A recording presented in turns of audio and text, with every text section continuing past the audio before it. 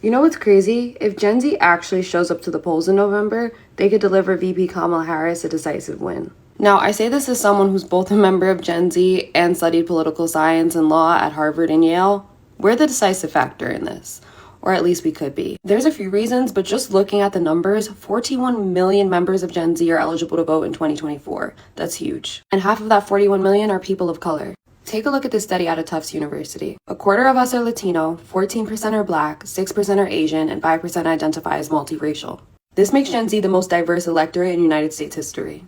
And we know that younger voters tend to vote more liberal, they tend to vote for Democrats. But the problem is young people are the least likely to show up at the actual ballot box. That's even more true when you look at the demographics. White youth turned out 11% points higher than their Black and brown counterparts. And that makes sense. A lot of Black and brown youth have felt disenfranchised, disillusioned with the entire system, like their vote doesn't count. But I'm here to tell you that's not true, at least not in 2024 with the data now.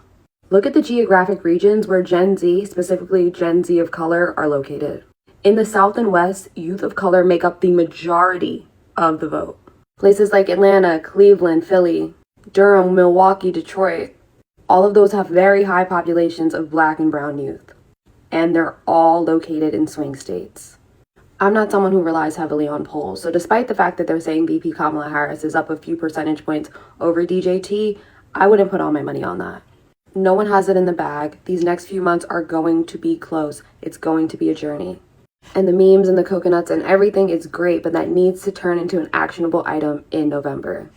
And Gen Z can do that if they understand just how much their voice matters.